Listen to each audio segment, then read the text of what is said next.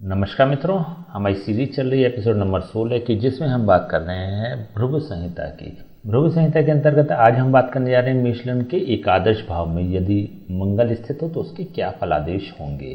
प्रथम भाव में 1 नंबर का मतलब होता है मेष लग्न, और मेष लग्न में मंगल प्रथम भाव और अष्टम भाव 2 भावों का स्वामी होता है। प्रथम भाव के सापेक्ष यदि देखें तो यह मंगल अपने स्थान से एकादश भाव अर्थात लाभ भाव पर स्थित है।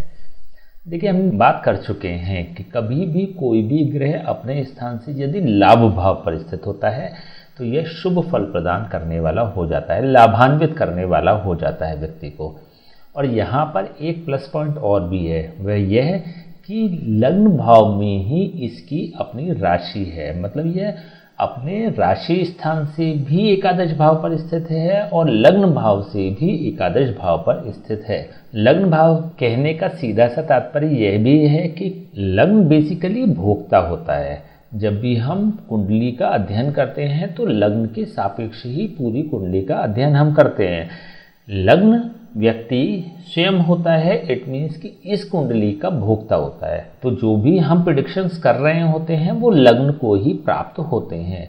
तो यहाँ पर लग्न भाव के सापेक्ष जब मंगल 11th हाउस पे स्थित हो जाता है तो शुभ फल प्रदान करने वाला होता है। एक अन्य बात यह भी कि हमने बात करी थी कि कोई भी क्रूर ग्रह या पापी ग्रह यदि एकादश भाव में स्थित हो जाता है तो वो अपने क्रूरत्व को अथवा अपने अशुभत्व को त्याग देने वाला होता है। इट मीन्स कि शुभ फल प्रदान करने वाला होता है। तो यहाँ पर मंगल एक क्रूर ग्रह है। जब हमने ग्रहों के सिद्धांतों की बात करी थी तो उसमें आपको बताया था कि मंगल एक क्रूर ग्रह माना जाता है।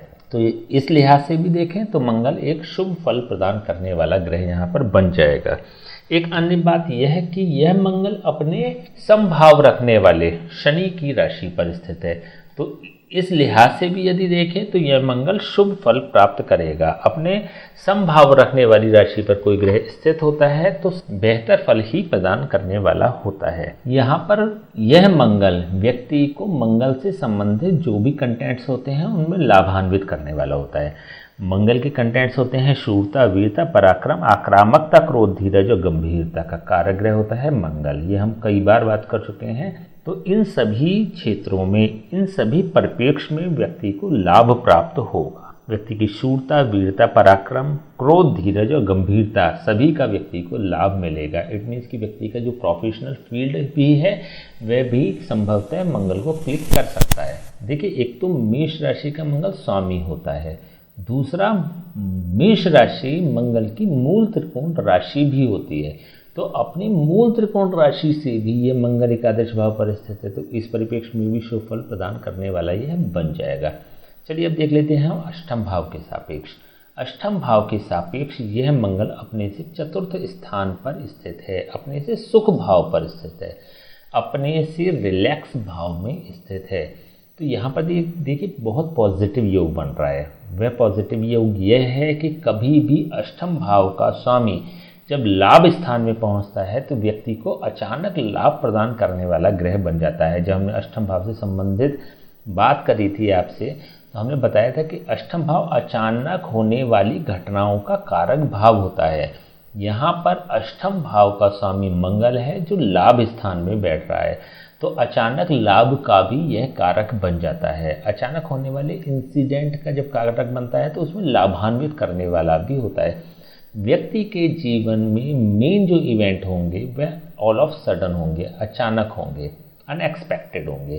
तो उसमें भी व्यक्ति को ये लाभान्वित करने वाला होता है। अष्टम भाव से संबंधित जो अन्य कंटेंट्स हैं जैसे कि अष्टम भाव त्रिक भाव होता है, अष्टम भाव रंध्र स्थान होता है।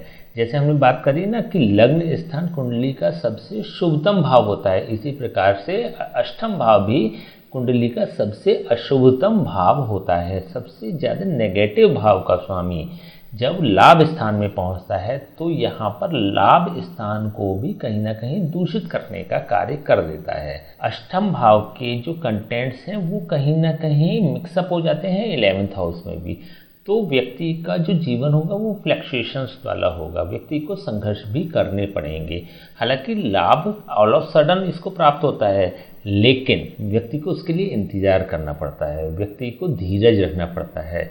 और अगर वैसे देखें तो अभी हम बात कर चुके हैं, धीरज और गंभीरता का कारक ग्रह होता है मंगल। तो धीरज और गंभीरता व्यक्ति में कूट कूट कर भरी भी होती है। तो इस परिप्रेक्ष्य में देखें तो यह लेट कराएगा कार्य को, लेकिन बड़ा काम कराएगा, लाभान्वित अधिक कराएगा व्यक्ति को। जब हम अष्टम भाव के सापेक्ष नेगेटिविटी की बात करते हैं, हमने ये तो बात करी कि अष्टम भाव सबसे ज़्यादा नेगेटिव भाव होता है, लेकिन हमें ये भी नहीं भूलना चाहिए कि पाराशर होरा शास्त्र का एक नियम कहता है कि लग्नेश को अष्टमेश का दोष प्राप्त नहीं होता।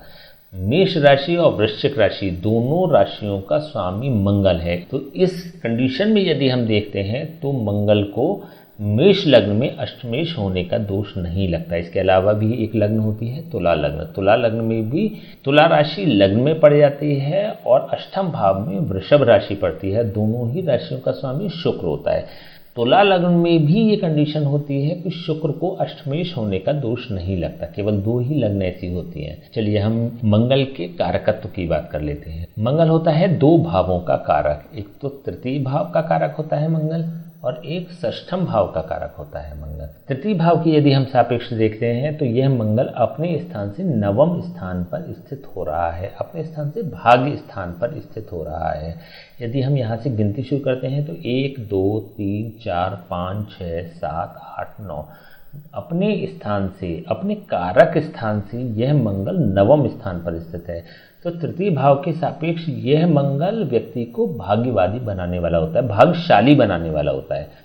तृतीय भाव के क्या कंटेंट्स होते हैं? तृतीय भाव होता है परिश्रम का, मेहनत का, एफर्ट्स का और संघर्ष का कारक भाव। यहाँ से क्योंकि तृतीय भाव का कारक मंगल है और लाभ स्थान में पहुँच रहा है तो व्यक्ति के संघर्ष को कम करने वाला होगा, व्यक्ति की मेहनत को कम करने वाला होगा, या फिर कह सकते हैं व्यक्ति की मेहनत को आउटपुट में कन्वर्ट करने वाला होगा, व्यक्ति की मेहनत से लाभान्वित होने वाला होगा। व्यक्ति मेहनत तो करेगा लेकिन उसको उसका लाभ भी मिलेगा। तो व्यक्ति की मेहनत जो होती है ना वो जाया नहीं जाती। तो इस परिप्रेक्ष्य में देखें तो यह शुभ हो रहा है। देखिए तृतीय भाव होता है छोटे भाई का, छोटी बहन का और मित्रों का।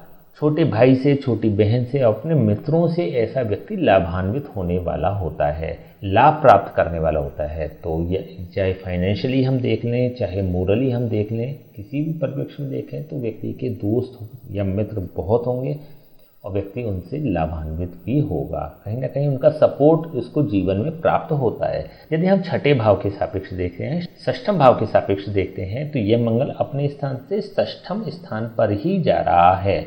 छठे से छठा हमने बात करी थी भावात भावम नियम की। छठे भाव का छठा भाव, भावात भावम नियम के अनुसार छठे भाव का छठा भाव भी रोग स्थान होता है, क्योंकि हम बात कर चुके हैं कि छठा स्थान होता है रोग, ऋण और शत्रु का। छठा स्थान होता है जॉब का, नौकरी का। छठा भाव होता है सेवा का। छठा भाव होता है कंपटीशन का। छठा भाव होता है मामा का। इन सभी से व्यक्ति लाभान्वित होने वाला होगा, लाभ प्राप्त करने वाला होगा। देखिए यहाँ से ये अपने छठे भाव से भी छठे भाव पर जा रहा है। मंगल यहाँ का कारक है। जब इस भाव का कारक लाभ स्थान में पहुंचता है तो व्यक्ति अपने जॉब से लाभ प्राप्त करने वाला होता है, सेवा के कार्यों से लाभ प्राप्त करने वाला होता है, रोग, ऋण और शत्रु से लाभ प्राप्त करने वाला होता है। रोग का मतलब कहीं ना कहीं मेडिकल फील्ड से जुड़ा हो सकता है। ऋण का मतलब कहीं ना कहीं फाइनेंस की फील्ड से जुड़ा हो सकता है। और शत्रु पक्ष से संबंधित यह हो गया है कि कहीं ना कहीं उसका क्षेत्र ऐसा हो सकता है कि वह डेयर से संबंधित कार्य करे। डेयर से मतलब हिम्मत से संबंधित, हौसले से संबंधित कार्यों को करने वाला भी होता है या फिर उनसे लाभ प्राप्त करने वाला होता है। तो इस परिप्रेक्ष्य में देखें तो यह मंगल शुभ फल प्रदान करने वाला होता है। देखिए यहाँ पर 2 चीज़ें हो सकती हैं। एक तो यह भी हो सकता है कि व्यक्ति किसी फौज की नौकरी में हो, या फिर ऐसा भी हो सकता है व्यक्ति का अच्छा बदमाश भी हो। तो क्या होगा एग्जैक्टली ये तो अन्य ग्रहों को देखकर पता चलेगा, लेकिन अपने डेयर से, अपनी हिम्मत से, अपने पराक्रम से वह लाभ प्राप्त करने वाला होता है। देखिए तृतीय भाव पराक्रम का होता है, छठा भाव शत्रुओं का होता है। तो पराक्रम से शत्रुओं को पछाड़ने वाला होता है, उनसे लाभान्वित होने वाला भी होता है। रोग की अधिकता प्रदान करने वाला होता है। देखिए छठे भाव से संबंधित जो कंटेंट्स हैं, जब ये छठे से छठा जा रहा है और लाभ भाव में जा रहा है, देखिए रोग का रोग बनकर जा रहा है मंगल, तो यहाँ पर व्यक्ति को रोगी भी बनाने वाला होता है। कौन से रोग हो सकते हैं मंगल से संबंधित? पेट से संबंधित रोग हो सकता है, कंधे से संबंधित रोग हो सकता है, गले से संबंधित रोग हो सकता है और इचिंग की समस्या से संबंधित भी हो सकता है। देखिए, इचिंग या खुजली से संबंधित समस्या होने की कम संभावना बन रही है। हालांकि मंगल तो कारक होता है, लेकिन यहाँ पे कहीं भी जल तत्व की राशि नहीं हो रही है, यहाँ पे वायु तत्व की राशि स्थित है। यहाँ शनि की राशि है, शनि होता है वायु तत्व का कारक। तो यहाँ पे इचिंग से संबंधित समस्या का कम संभावना है। हाँ, कंधे से संबंधित समस्या की संभावना है, क्योंकि वायु तत्व हो गया कुंभ राशि और मंगल हो गया ब्लड से संबंधित, या मज्जा का कारक ग्रह भी मंगल ही होता है। मज्जा और वायु का अगर कॉम्बिनेशन बनाते हैं तो कहीं ना कहीं कंधे की समस्या व्यक्ति को हो सकती है। दूसरी, गले की भी समस्या हो सकती है, क्योंकि साउंड का कारक ग्रह होता है मंगल और वायु तत्व होती है शनि की राशि। तो ऐसे में साउंड को जनरेट करने वाला ये कॉम्बिनेशन बन रहा है, तो गले से संबंधित भी व्यक्ति को रोग हो सकते हैं। प्रबल रोग होंगे समय रहते इसका, यदि दशा अंतर्दशा आने वाली है मंगल की, तो फिर इसका इलाज कर लेना या इसका उपाय कर लेना उचित होगा, जिसकी हम आगे चर्चा करेंगे। चलिए हम इसकी दृष्टियों की बात कर लेते हैं। मंगल की कौन सी दृष्टि हो सकती है और क्या फल प्रदान करेगी। देखिए, हम बात कर चुके हैं कि मंगल की 3 दृष्टियां होती हैं। पहली होती है चतुर्थ दृष्टि, दूसरी होती है सप्तम दृष्टि और तीसरी होती है अष्टम दृष्टि। हम पहले बात करेंगे चतुर्थ दृष्टि की। मंगल यहाँ से 11th हाउस से बैठकर, लाभ स्थान से बैठकर, मंगल जब 11th हाउस में बैठकर, लाभ स्थान में बैठकर अपनी चतुर्थ दृष्टि से द्वितीय भाव को देखता है, तो यह शुभ फल प्रदान करने वाला बन जाता है। देखिए, हम बात कर चुके हैं ना कि प्रथम भाव का स्वामी, लग्न भाव का स्वामी होकर मंगल शुभ फल प्रदान करने वाला हो रहा है। हालांकि यह एक त्रिषडाय भाव में बैठ रहा है, लेकिन इसके कंटेंट्स इतने नेगेटिव नहीं होंगे। क्यों नहीं होंगे? क्योंकि त्रिषडाय भाव शुभ फल भी प्रदान करने वाला होता है, अशुभ फल भी प्रदान करने वाला होता है। यदि लग्न भाव का स्वामी किसी त्रिक भाव में बैठ जाता है, मान लीजिए द्वादश भाव में बैठ जाता है, तो ये ज़्यादा नेगेटिव हो जाता है। तो लेकिन यहाँ पर ये बहुत ज़्यादा नेगेटिव नहीं होगा। तो यहाँ से ये मंगल एक मिश्रित फल प्रदान करने वाला बन जाता है, लेकिन शुभ फल ज़्यादा प्रदान करेगा। द्वितीय भाव होता है धन संचय का, व्यक्ति का धन संचय करने वाला यह मंगल बन जाता है। व्यक्ति को धन संचय कराने वाला यह मंगल बन जाता है। द्वितीय भाव होता है ससुराल का और तृतीय भाव होता है कुटुंब का।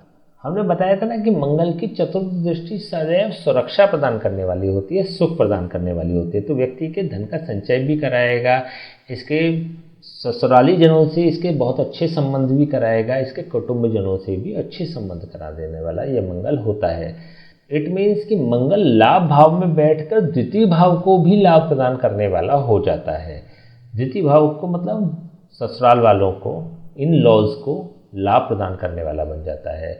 अपने कुटुंबजनों को, अपने भाइयों को, बहनों को या अपने खानदान के किसी व्यक्ति को या लोगों को लाभान्वित करने वाला भी हो जाता है। व्यक्ति का संचय भी कराता है, व्यक्ति की सेविंग अच्छी कराता है। व्यक्ति को संचय का एक शौक होता है, एक आदत होती है, उसकी एक आवश्यकता होती है, उसकी एक प्रोसेस होता है, उसकी एक प्लानिंग होती है संचय के प्रति।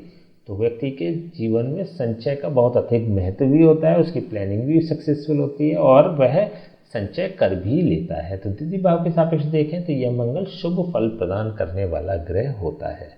मंगल की यहाँ से 7वीं और सीधी दृष्टि पंचम भाव पर पड़ रही है। सीधी दृष्टि का मतलब हम बार बार बता चुके हैं कि सीधी का मतलब एज इट इज, जैसा है वैसा ही फल प्रदान करेगा। और यहाँ पर हम कंक्लूजन निकाल चुके हैं कि मंगल एक शुभ ग्रह हो रहा है, लग्न भाव के सापेक्ष एक शुभ ग्रह हो रहा है। और अष्टम भाव के यदि सापेक्ष देखें तो त्रिक भाव का स्वामी जब त्रिषडाय भाव में बैठता है तो विशेष नेगेटिव नहीं होता है। तो यहाँ से मंगल शुभ हो गया। मंगल की शुभ दृष्टि पंचम भाव पर पड़ रही है।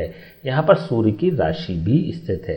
मंगल सूर्य को मित्र भाव से देखता है, तो अपने मित्र की राशि को मंगल देखने वाला होता है। तो यहाँ पर संतान पक्ष की स्पेशली बात करें तो व्यक्ति की संतान एक प्रतिभावान होती है। प्रथम संतान को यह सपोर्ट करने वाला बन जाता है मंगल। तो मंगल के जो गुण होते हैं, एक शासनात्मक प्रवृत्ति दे देता है मंगल, या फिर शूरता, वीरता, पराक्रम का कारक ग्रह होता है, मैनेजमेंट का कारक ग्रह होता है, प्रबंधन बहुत अच्छा करते हैं ऐसे लोग। तो इन सभी परिप्रेक्ष्य में देखें तो यह संतान को इस प्रकार के गुण प्राप्त हो सकते हैं और व्यक्ति की संतान एक अच्छे मैनेजमेंट के पद पर कार्यरत हो, ऐसी भी पूर्ण संभावना है। पंचम भाव होता है मान प्रतिष्ठा और सम्मान का कारक भाव। व्यक्ति को मान प्रतिष्ठा और सम्मान की प्राप्ति कराने वाला भी यह मंगल हो जाता है। व्यक्ति की अपनी मेहनत के आधार पर उसको पुरस्कृत किया जाता है, उसकी तारीफ करी जाती है, उसको समाज से सम्मान मिलता है, उसको अपने डिपार्टमेंट से या फिर अपनी कंपनी में भी सम्मान प्राप्त होता है। ऐसे लोग मेहनती तो होते ही हैं। तो पंचम भाव के सापेक्ष देखें तो यह मंगल शुभ फल प्रदान करने वाला है, क्योंकि यहाँ पर सीधी दृष्टि पंचम भाव पर पड़ रही है और मंगल शुभ है, तो मंगल की शुभ दृष्टि पंचम भाव पर पड़ रही है। मंगल की यहाँ से अष्टम दृष्टि षष्ठम भाव पर पड़ रही है। देखिए, पहली बात तो अष्टम दृष्टि, अष्टम का मतलब मृत्यु, नेगेटिव दृष्टि होती है। मंगल की अष्टम दृष्टि नकारात्मक दृष्टि होती है, विध्वंसकारी दृष्टि होती है। यहाँ पर मंगल, जैसे कि अभी हम बात कर चुके हैं कि मंगल रोग बढ़ाने वाला होगा षष्ठम भाव के सापेक्ष, तो यह यहाँ पर भी इंडिकेट हो रहा है मंगल, क्योंकि रोग स्थान को देख रहा है और यहाँ पर इसकी एक शत्रु राशि स्थित है। यहाँ पर बुध की राशि स्थित है। कन्या राशि का स्वामी बुध होता है। बुध की राशि स्थित होने के कारण मंगल अपनी शत्रु की राशि को देख रहा है। तो जब यह अपनी शत्रु की राशि को देखता है तो यहाँ पर एक फ्लक्चुएशन जनरेट कर देता है। रोग, ऋण और शत्रुओं को बढ़ाने वाला हो जाता है यह मंगल। रोग की मात्रा को भी बढ़ा देता है, शत्रु पक्ष की मात्रा को भी बढ़ा देता है और ऋण की भी मात्रा को बढ़ा देता है। ऐसे लोगों को ऋण लेने की भी आवश्यकता पड़ सकती है। रोग तो होते ही हैं, जैसे कि अभी हम बात कर चुके हैं जस्ट नाउ। तो इस प्रकार से रोग भी बढ़ते हैं, शत्रु पक्ष भी बढ़ते हैं और ऋण भी बढ़ता है। तो मंगल अष्टम भाव से जब षष्ठम भाव को देखता है तो वैसे तो अष्टम दृष्टि ही खराब होती है, लेकिन षष्ठम भाव को देखने के कारण और भी खराब स्थिति जनरेट कर देने वाला होता है। तो यहाँ पर मंगल की अष्टम दृष्टि षष्ठम भाव पर बहुत ज़्यादा खराब फल देगी, बहुत ज़्यादा नेगेटिव इफेक्ट्स प्रदान करने वाली होती है। चलिए हम इसको उपाय की बात कर लेते हैं। इस कंडीशन में मंगल के क्या उपाय हो सकते हैं। जब हमने प्रथम भाव के सापेक्ष बात करी तब भी यहाँ पर शुभता है, अष्टम भाव के सापेक्ष बात करी तब भी उतनी नेगेटिविटी नहीं है, तृतीय भाव के सापेक्ष यह शुभ हो ही रहा है, पंचम भाव के सापेक्ष यह शुभ हो ही रहा है, लेकिन षष्ठम भाव के सापेक्ष चाहे हम दृष्टि के आधार पर इसकी बात कर लें या फिर इसकी प्लेसमेंट, षष्ठम भाव का कारक 11th हाउस में बैठना, इसकी हम बात कर रहे हैं। दोनों ही दृष्टियों से यह अशुभता प्रदान करने वाला बन रहा है। तो इसमें हम क्या कर सकते हैं कि पहले तो हम इसको षष्ठम भाव के सापेक्ष शुभ ही कर लें। मंगल की देखिए हमने अभी स्टार्टिंग में ही बात करी थी कि कोई भी क्रूर ग्रह एकादश भाव में अशुभ फल प्रदान नहीं करता। तो ये एक आइडियल पोजीशन है इसकी जो प्लेसमेंट है। तो इसके लिए केवल हम ये कर सकते हैं, या तो मंगल के हम कुछ इस प्रकार के उपाय करें जिसमें कि मंगल के जो इफ़ेक्ट्स हैं, जो पॉजिटिव इफ़ेक्ट्स हैं वो कम ना हो और नेगेटिव इफ़ेक्ट्स ख़त्म हो जाएं। तो इसके लिए एक काम ये कर सकते हैं कि मंगलवार से शुरू करके रोज़ और कम से कम 43 डेज लगातार बंदरों को चने खिलाएं। भुने चने देने चाहिए बंदरों को। भुने से मतलब चना जब भाड़ में भुनता है तो यह जो भाड़ वाली स्थिति होती है, जिसको कहते हैं तंदूर भी कह सकते हैं, वैसे तो बेसिकली भाड़ ही कहते हैं और आपके क्षेत्र में क्या कहते हैं आई डोंट नो, लेकिन जब कच्चा चना भाड़ में भुना जाता है, भट्टी में भुना जाता है, तो यह मंगल का एग्जैक्ट रूप धारण कर लेता है, क्योंकि अग्नि तत्व होता है मंगल, अग्नि कांड भी कराने वाला मंगल ही होता है। जब चने को भट्टी में भूना जाता है तो यह मंगल का रूप धारण कर लेता है और बंदर जो पशु होता है वह मंगल का कारक पशु होता है। तो ऐसे में जब मंगल को पॉजिटिव करना होता है, कोई ऐसी कंडीशन होती है कि इसके पॉजिटिव इफेक्ट्स बने रहें या बढ़ें और नेगेटिव इफेक्ट्स खत्म हो या समाप्त हो जाएं, तो ऐसी स्थिति में इस प्रकार के उपाय किए जाते हैं कि पशुओं को सेवा की जाए। ऐसे में यदि बंदर को आप भुने चने खिलाएंगे, लगातार खिलाएंगे, मंगलवार से शुरू करके खिलाएंगे, तो यह पॉजिटिव फल प्रदान करने वाला होगा, पहला उपाय। दूसरा उपाय और बहुत ज़्यादा प्रभावशाली उपाय होता है, मंगलवार के मंगलवार सुंदरकांड का पाठ करना शुरू कर दें। रामचरितमानस में होता है, एक अध्याय होता है जिसको सोपान कहते हैं, सुंदरकांड। तो सुंदरकांड का पाठ करना शुरू करते हैं जिससे कि यह पॉजिटिव फल प्रदान करने वाला होगा और नेगेटिव प्रभाव इसके पूर्ण रूप से समाप्त हो जाएंगे। मंगल के मंगल किया करें, या फिर अगर नेगेटिव ज़्यादा भी हो रही है तो इसको रोज भी कैरी कर सकते हैं। तो ये एक बहुत आजमाया हुआ, बहुत पॉजिटिव, बहुत ज़्यादा प्रभावशाली उपाय है। तीसरा उपाय कर सकते हैं, किसी ब्राह्मण से इसके जाप और हवन कराएं। जब इसके किसी ब्राह्मण से आप जाप और हवन कराते हैं तो फिर यह पॉजिटिव फल प्रदान करता है। देखिए जाप के समय पे पंडित जी जो होते हैं ना, जो ब्राह्मण होते हैं, वो तो एक संकल्प लेते हैं।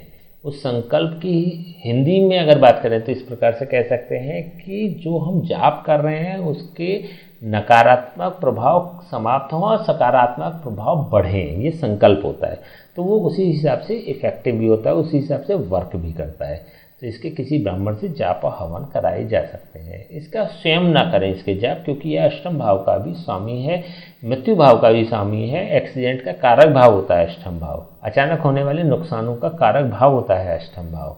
तो इस स्थिति में देखें तो इसके स्वयं जाप और हवन नहीं करने चाहिए। तो इन तीनों में से आप कोई सा भी जो प्रभावशाली आपको उपाय लगे वो आप कर सकते हैं। अपनी नीड के अनुसार आप कर सकते हैं, अपनी सुविधा के अनुसार आप कर सकते हैं। ठीक है, तो आज हमने बात करी मेष लग्न के एकादश भाव में यदि मंगल स्थित हो तो उसके क्या फलादेश होंगे। नेक्स्ट वीडियो हम बात करेंगे मेष लग्न के द्वादश भाव में यदि मंगल स्थित हो तो उसके क्या फलादेश होंगे। तब तक के लिए हमें आज्ञा दीजिए। नमस्कार।